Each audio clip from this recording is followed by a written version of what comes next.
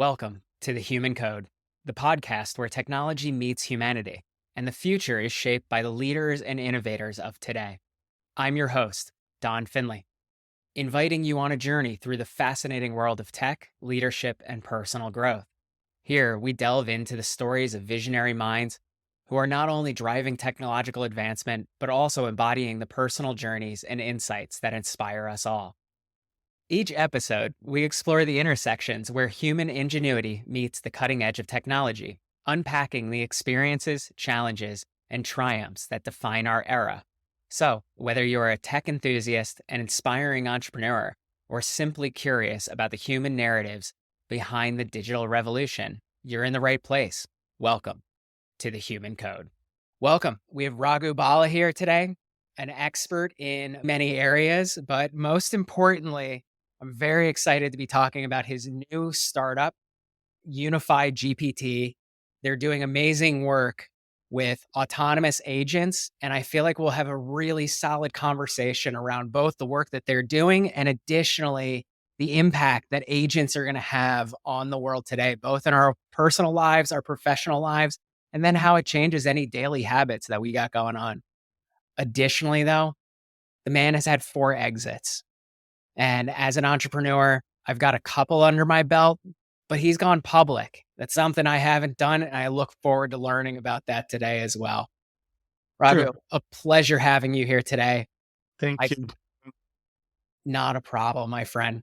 I'd love to hear a little bit more about your background. I gave a brief, but what drove you to be the man that you are today? So I've been in the software industry for about 30 years. To be honest, when I was growing up, I had Steve Jobs and Bill Gates who were I'd say about 10, 15 years older than me in terms of being my sort of icons. And I followed what they did. And I started coding when I was 12. So I've been coding since having an Apple II way back when. And so I find it, I don't find it as work. I find it as passion. So I've always started new things and so on. I've also worked for some larger companies like Pricewaterhouse and Yahoo and so on. But the startup action is what drives me. And so I've been at it, like what you said, for many years, and I've had multiple exits. And currently I'm working on a startup called UnifiedGPT. And also besides that, I always keep a foot in academia. So I am a assistant professor at a university in India called VIT. I've been teaching at MIT here at MIT Sloan for about 7 years, doing the online courses for AI, blockchain, and decentralized finance. And then I also am a mentor at a major university called IIT in India for a startup. So always kept one foot here and one foot in industry. Besides that, I've also published a number of books. Step into the Metaverse. I was one of the contributing editors in 2022. It was from John Wiley. And then another book called Handbook on Blockchain. And I was one of the authors, actually one of the co-authors on asset tokenization. And it's published by a big German publisher called Springer Verlag. So, and besides that, in the past, I've done a number of books for Macmillan and Microsoft and so on. So, A very fantastic career that you have had. thank you. Let's dive into the blockchain side first. Sure. What was it that really drove you to participate in blockchain and see the value that you see in it? Yeah, so I've been using or delving into crypto and other things since 2014.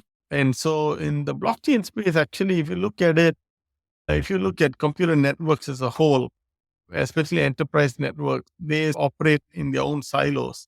And once you have sort of systems that need to communicate with one another, then the only mechanisms that are available today are through web services, and one has to punch holes in each other's networks to let traffic through and so on and so forth. But then once this sort of a system will work with the current ecosystem, but what we're going to talk about today is the world of autonomous agents and so on. So once you get into the realm of objects which are in their own networks and have to now move into a public domain and don't have any sort of mechanism to communicate with one another. Let me make it very simple. A very simple example would be, let's say I have an autonomous car and that car I live in California. So let's say it's in California, it's a California registered car. It happens to drive into the next neighboring state of Arizona and it wants to go and park at a parking meter.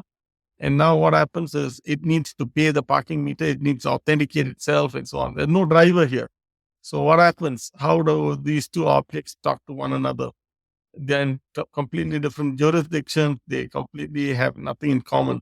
So blockchain is a decentralized network that will enable transactions, authentication, identification, all of these types of things to happen. So when you go into the realm of agents, blockchain becomes very important. Almost like you don't have any other solution. You have to use blockchain.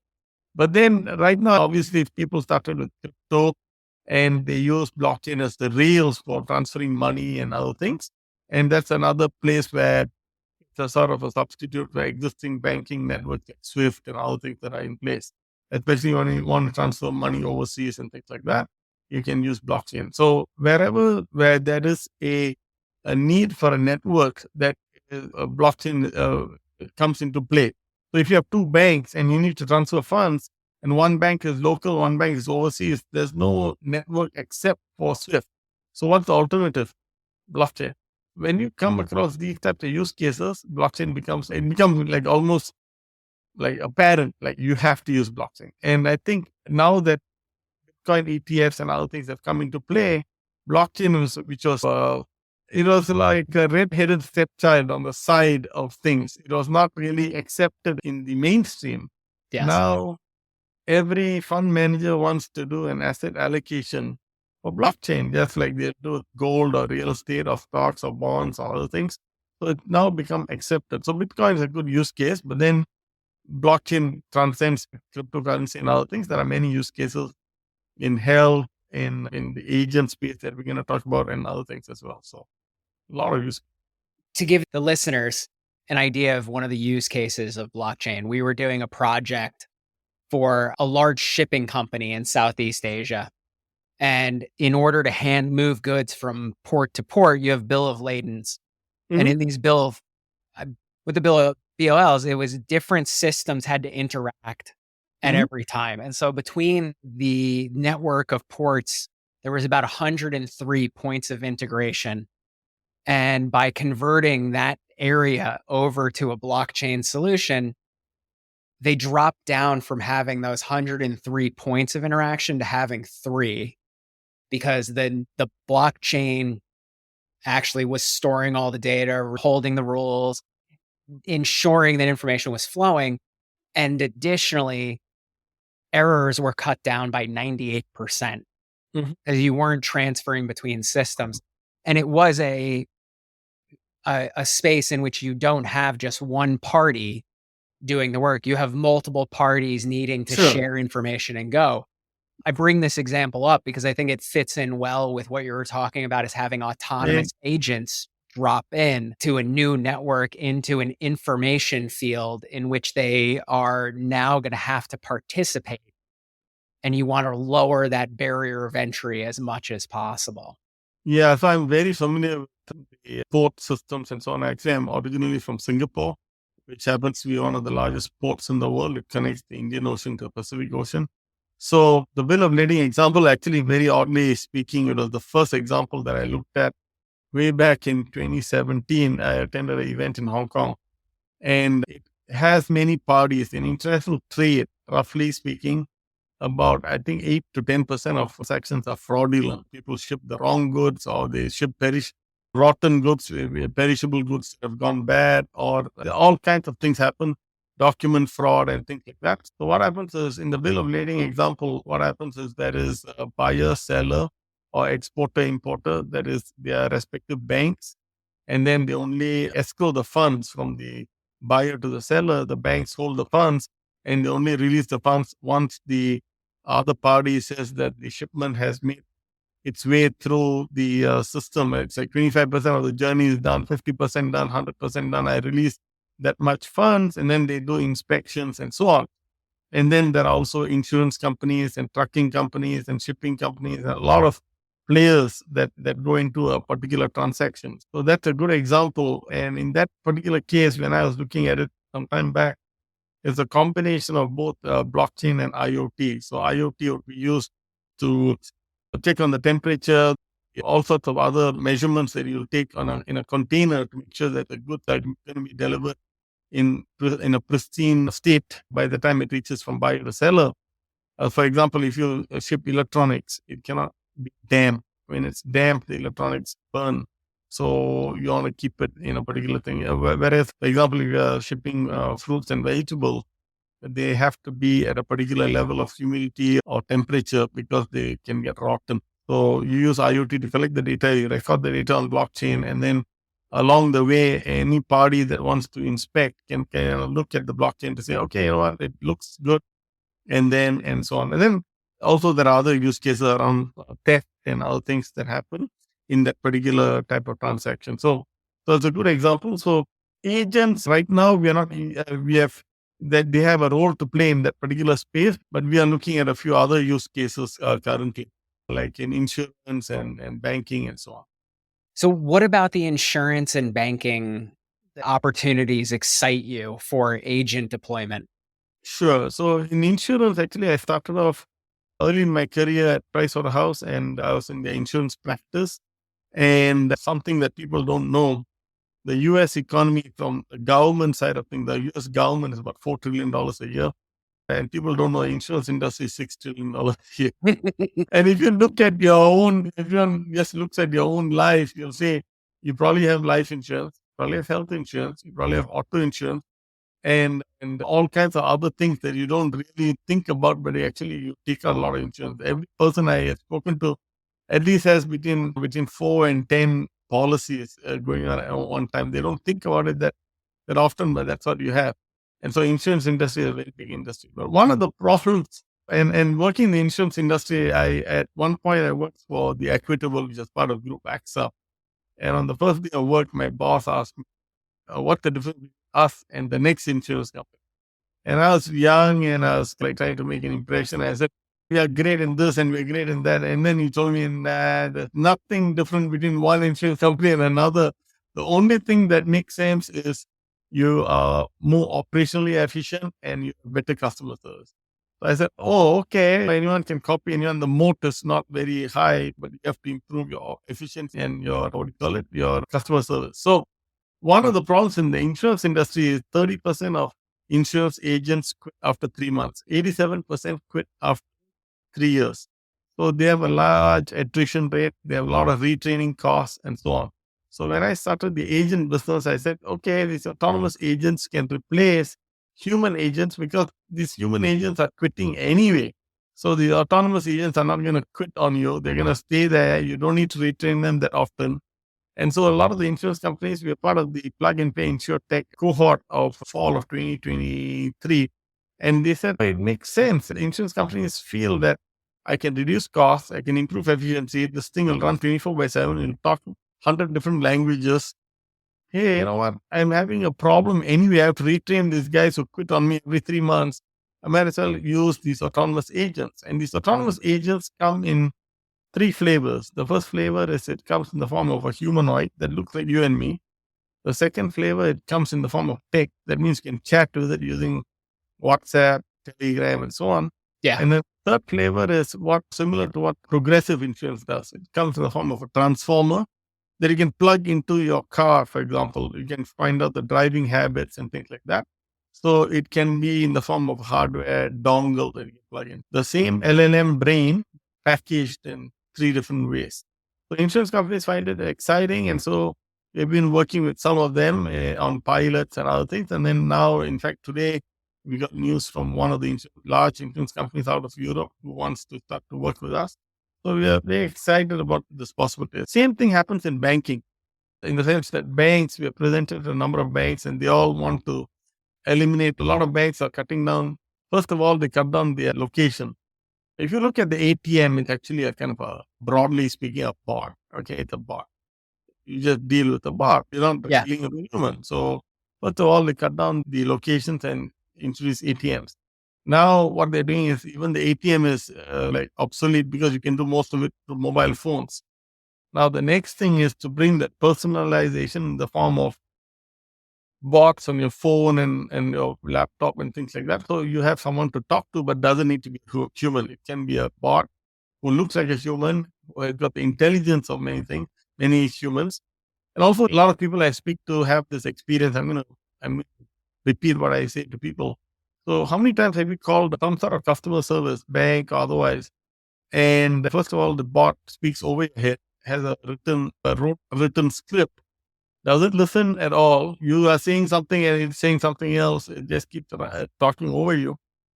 Second of all, if it cannot find the answer, it will forward you to someone. And even that human who comes into play, they sometimes don't know the answer. They forward you and forward you. By the time you get to someone who knows the answer, it's probably 2 or 3 hops. Yes. So with the LLM trained brain, which has got sort of knowledge of many humans, you probably can go one and get the answer right away. So it cuts down all of these hops, probably very efficient compared to the existing bots. And the existing bots, by the way, the companies, the last 10 years, a lot of companies have invested in IVR and all these things, but those are not really LLM powered bots. Those are what we call rote learn. They have a kind of a Expert systems, right? yeah, they already know what they're going to say. And they have a particular flow. And once you don't fit within that flow, it's gone. And also, it does not have memory. That's another big thing. So if you call now and you call in 5 minutes, you probably have to repeat the whole story again. Yes. It probably doesn't have any memory. And even the customer service people, most of the time you have to say, I called a few minutes ago, I had this problem. And then they'll ask you for your whole thing again, and you have to repeat it 2 or 3 times. And if you look at it really critically, those are actually a waste of time. It's very annoying. And most people have a poor experience with customer service because either it's a long wait time, you have to repeat your story many times, they have no memory of what happened. And so what happens is, and it gets forwarded a lot.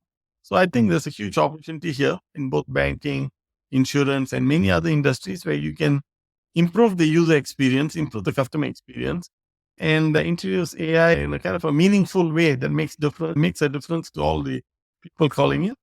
Let me see if I can summarize what you've shared so far is like agent deployment, right?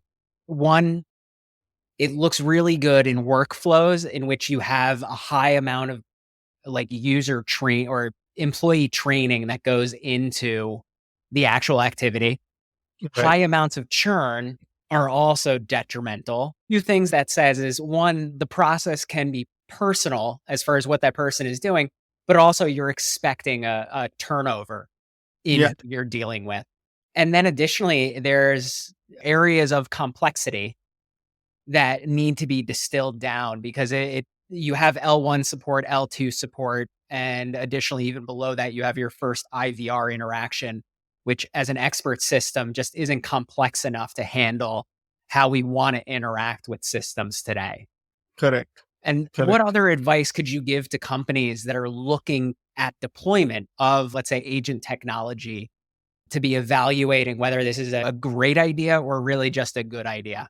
Because there's no bad ideas in AI deployment today. So the issue is when we look at AI, I think while Gen AI is taking up a lot of the mind share right now, people should not discard what we call traditional AI, discriminative AI. So there are two branches of AI, and the way I look at it, the way I explain it, is it's almost left brain, right brain. So if you look at a human, left brain is logic and classification and things like that.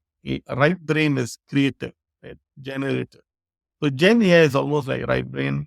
Discriminative AI is almost like left brain. If you combine the two, then you get the full complement of what a human can do. So what companies have to think about, and that's what we do, is we combine Gen AI, discriminative AI, computer vision, and also things like RPA and so on, so that you have a full complement of skills so that this bot is able to do whatever you need to do. It can kick off an RPA task such that it can send you a quote for insurance premium, quote for whatever life insurance or whatever it is.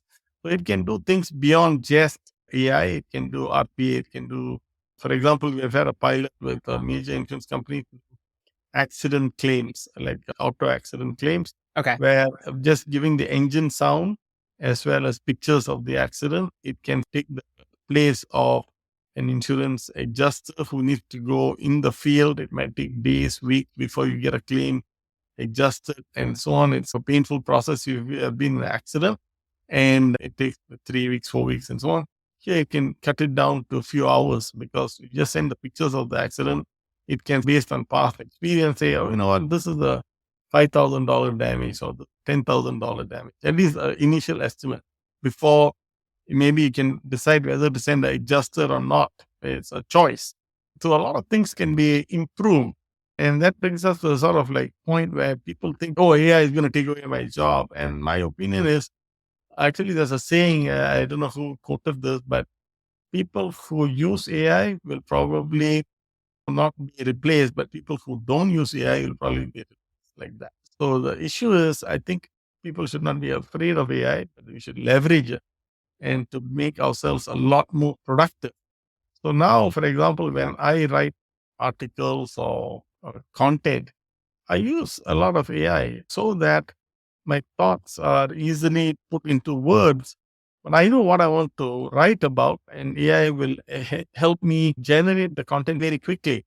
And then I can adjust it from there, and I'm done. So, what might take 1, 2 days of research and maybe one day of writing will now be a couple hours. And what's the harm in that? There's no harm in that because it makes you a lot more productive. You got your thought across, and let's go. And so the same thing applies to a lot of other professions. Like right now, this week, I think there's a company that introduced something called Devin, which is a programmer, a software programmer. And so like this, there are different professions which are being impacted by AI, which I don't think it's a bad thing. I think that we have to put it in the right light. So if for example, if I came to you and say, I'm a person who doesn't use a calculator, I have to do all my math by handwritten math, you'll say, like, what's wrong with you? Calculator is not a bad thing. It's just helping you be more productive. So if you look at it from that standpoint, nothing wrong with using AI. It just makes you more productive. So you get your job done faster. And then you can do better things with your time. I think I'm definitely on the same page as you. And I bring this back to the first time that we actually lit a fire on our own, we partnered up with technology. And there's no going back. And technology like moves forward. It really doesn't take time to go backwards. And that like the people who are going to be successful in the future are the ones who can collaborate with various forms of intelligence, whether it be artificial or whether it's humans collaborating as well. I think the one challenge that I personally see in this is that every time we've had a revolution, whether it was the industrial revolution, the information revolution, and however you want to, whatever revolutions we're coming up on, the time period has gotten shorter and shorter for which that revolution makes it in. And so when we're talking about the invention of the sewing machine and the industrial revolution and seamstresses being put out of work, we saw that happen probably over a decade, 2 decades, actually probably even longer. But like, now we're seeing AI and the advancement of it happen over the course of years where we could see like large groups of people being displaced. Right. For anybody who's in the workforce today, what advice do you have for them as far as like both the adoption of it or things that they can do for both their careers and their businesses to help in this time of change? So very good question. And the answer is this, right? In the past, in the industrial revolutions of the past, I actually have a Medium blog that I'm writing. It's in part 3 or 4 right now, where I'm talking about the future of work. And the thing is, in the past, the only way you could get knowledge was to enroll in a course, go to university or go to some sort of trade school and learn the course over a period of time. And that dissemination took weeks, months, probably even years before you could get up to speed. Now that has changed significantly, right? I myself teach at MIT, Sloan's courses on AI, blockchain, and so on. So the prevalence of knowledge online is unprecedented right now. You can get knowledge like at your fingertips. You can enroll in a course online. You can start the course tonight if you want to. That accessible. So for those who want to get up to speed, it's not very, you can get to it immediately. All you need is a laptop and internet connection. You probably can get up to speed, and you just have to make the time for it, and you can catch up. So the catch up period, which used to be much longer, now it's quite shorter. Just like why I'm saying this, because the same way you say that the time it takes, the speed by which the evolution or revolution of AI is taking place is shortened, the speed in which people can get up to date is also shortened. You understand? Mm. You can get up to date if you want to. It's just up to you. You have to We're put in all the just effort. moving faster. We're just all moving faster. So if you learn faster, you can adapt faster, right? So both are available. Both sides are there. If you are slow to adapt, then that's on you. It's interesting to see. I think if we're at a point where we're going to see that disruption coming into a society, society itself has to make changes, because I don't think that here in the United States, our unemployment system could really handle 30-40% unemployment Right. at any one time, right? Right. Whether it's at a local level or a national level. Your home country of Singapore, actually, their minister of finance about 2-3 weeks ago stood in front of the parliament and said he's proposing that Singapore would basically offer free education, free university education for anybody above the age of 40 so that they could retrain when with the disruption that's going to be happening. Right. What do you think of that proposal? Yeah. So Singapore is somewhat forward thinking in many of these things, but it's a small country, so they can enact rules and laws and be able to implement it very quickly. So that's the Yeah. advantage of having a small country. But I think in the US side of it, but I'm a citizen now, but on the US side of things, I can compare and contrast that I think some of these things need to be hastened. We cannot get stuck. And it cannot go from federal to state to local. It takes a very long time to push through. We just need to move a bit faster. And actually, I'll just give you another counter example. I was in Africa, in Nigeria, participating in a conference as one of the keynote speakers. And they have a very unique problem. They have 4 million people who want to go to university every year, but they only have 400,000 seats. And the funny thing about AI is now you have certain types of tools. There's one, a handheld tool called, I think it's called Rabbit or Yes. whatnot. And Rabbit Rabbit, M1, I think right now is. yeah. So Rabbit plus generative AI can become your university tutor in any course you want. So for the 360 or whatever, 4 million people, 400,000, 3.6 million people who didn't make it to college, what they can do is if you get a Rabbit with loaded up with all the courses you want, you can have your own personal university. That's the way they are starting to think. That's the way other countries are starting to think, okay, you know what? We can educate our whole population. We don't need to wait for universities to be built. We don't need to wait for college professors to be ready. We don't need for class sizes and all of that. If we equip people with the right tool and Gen AI with knowledge on various topics, a person can get a fair share of the information that's disseminated through a college anyway, one-on-one. Your one-on-one university for yourself. So I'm just saying, if you think out of the box, people can get up to speed numerous ways. And this is a huge revolution. And I love how this conversation has flowed, because there's two ways that I describe to people how I use generative AI today. And one is, like we were talking before, if I'm writing, I'll use it as basically like a co-author for researching, for getting an idea started, or helping me to process an idea, right? Where I'm clearly in the driver's seat. I know where I want to go. I know the information that I'm trying to get out, or at least I have a vague idea. And also with coding assistance, the way that I teach my team is treat it like it's an intern, right? This is another tool for you available, but it's a piece of intelligence. You're Right. driving, you're the creative expert. And right now the AI is basically helping you to fill out the fullness of what you're building. But then there's other areas where I'm not an expert. And I think this is what you're describing, right? Where you need education, where you need somebody else to take the lead. And so that's Right. where we utilize Gen AI from that standpoint of, let me have it as either a mentor or somebody that I can turn to Correct. actually like advance. So that's an Correct. exciting place. Yeah. So that's a good point. So one is the co-pilot sort of thing, which is the helper.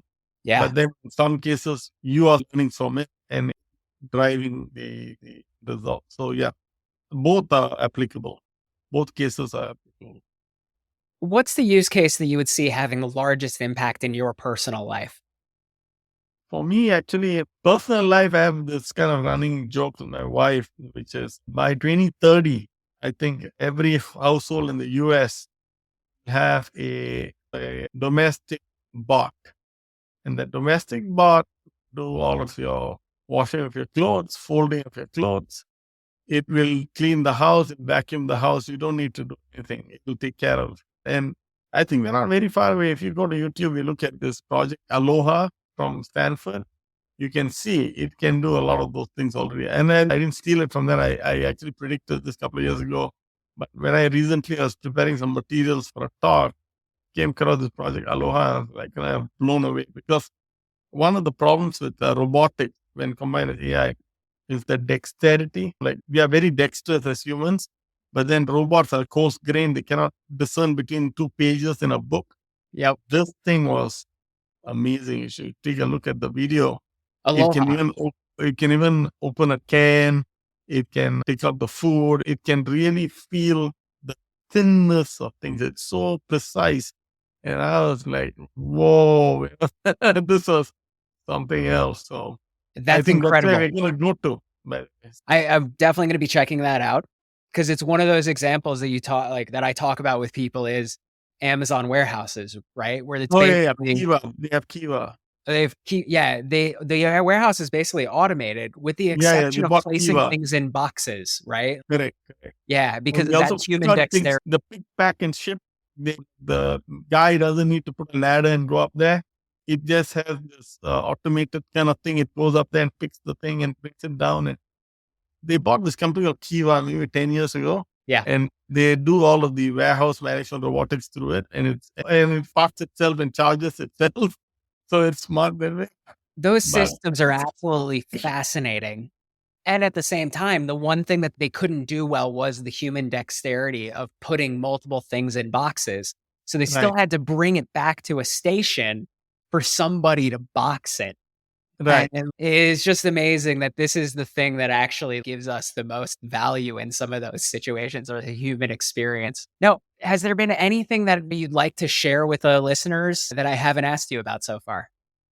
So I think what we are working on at UnifiedGPT is actually to bring together not only AI and IoT and so on, we also bring in blockchain. So this idea of actually doing this thing called tokenizing of brains. So, for example, like the LLM that you train for a particular domain, let's say in insurance or banking or shopping or whatever it might be, entertainment or whatever, that brain has got this whole LLM infrastructure behind it, whether it's powered by Llama or Mistral or OpenAI or whatever it is, right?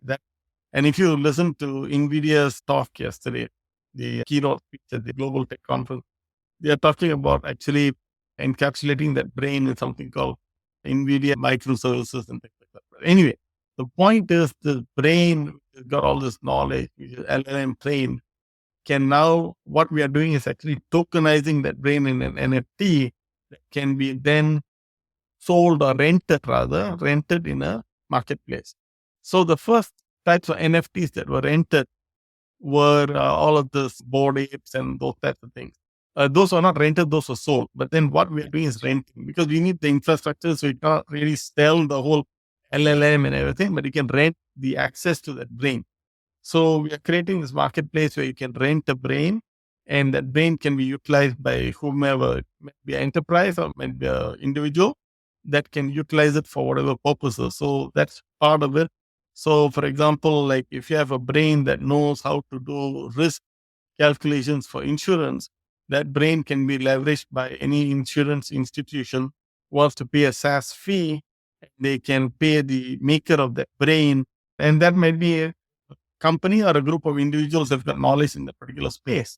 So that type of thing. Tokenization is going to be very important when it comes to leveraging AI. So that's one of the areas that we're working on, Okay. along with this whole, I would call it, this ability to create agents.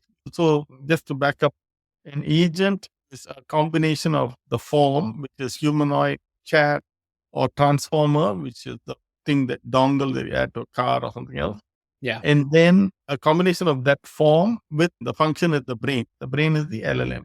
So once you mix these two together, you have the sort of like full human who knows how to do various things. So you and I actually have, I would say, many brains. It's almost like we have got many neural links on at the same time. So when I play sport, I play soccer.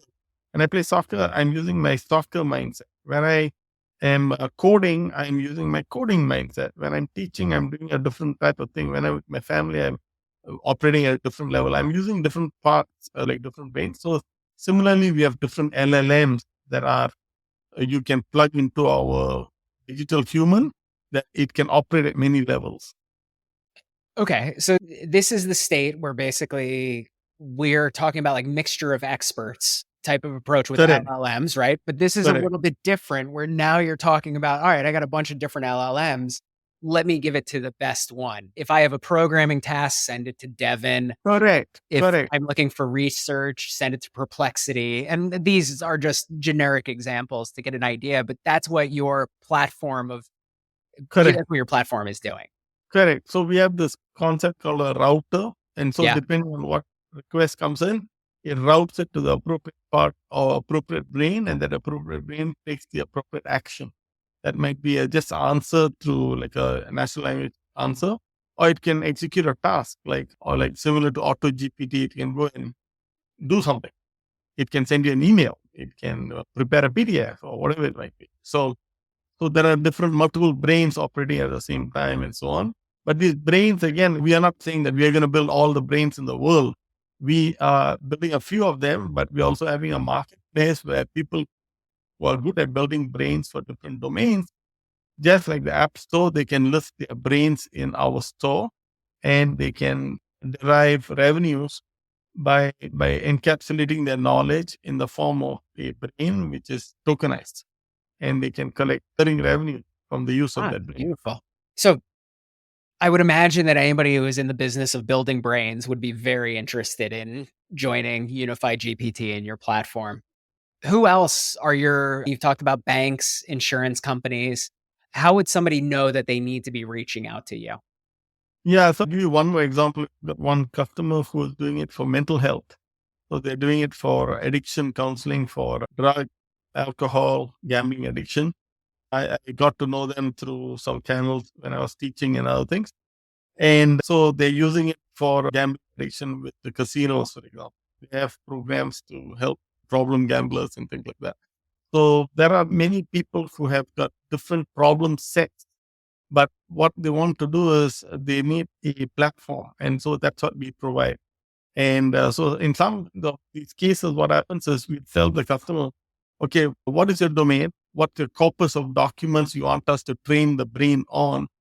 Train it for you, and then you own that. That's your IP because you gave me the knowledge. We train it for you. And now we can plug it into our bot, and the bot can disseminate the information to potential customers. So that's one of the sort of like typical use cases that we come across. There's one other customer that doing HR. So in HR, for example, there are a lot of functions like benefits and recruitment and retention and blah, blah, blah, blah, blah. About 20 different disciplines within HR. So they want to provide a HR bot to companies, especially for small and medium companies who don't have an entire HR department, but they have a bot that does many of the functions. So you at least have something instead of nothing. So fine. So we train it on the types of information that they provide. And some information is public domain. Like every state has got a human resource division or something like that, where they have laws to say employees need to pay a minimum of this. They can only work so many hours at a stretch, blah, blah, blah, blah, like that. So we train it on all this information. Sometimes we have to scrape websites of the government website and things like that. Same thing happens in insurance. We have to crawl sites from the government and things like that. Nice. But then sometimes they give us documents. They give us a lot of corpus of documents that we train the LLM on. And then after that, we basically enable them to set up a AI business on our platform, similar to how AWS functions, right? AWS says, okay, here's my platform. You can set up your own business, go for it. And so similar to that, we have a lot of things that we offer. Oh, that's awesome. I love the combination that it basically feels like it's like you said, AWS of the brain, the artificial brain type of thing. Correct. All right. I got to say, it's been fantastic speaking with you today. If our audience wants to reach out to you, is there any way that they can reach you? Yeah, sure. So my email is RAGHU Raghu at UnifiedGPT.ai. I love it. Raghu, thank Yep. you so much again. It's been an Thank absolute pleasure getting a chance to talk to you again. thank you so much. Thank you for tuning into The Human Code, sponsored by Findustries, where we harness AI to elevate your business. By improving operational efficiency and accelerating growth, we turn opportunities into reality. Let Findustries be your guide to AI mastery, making success inevitable. Explore how at findustries.co.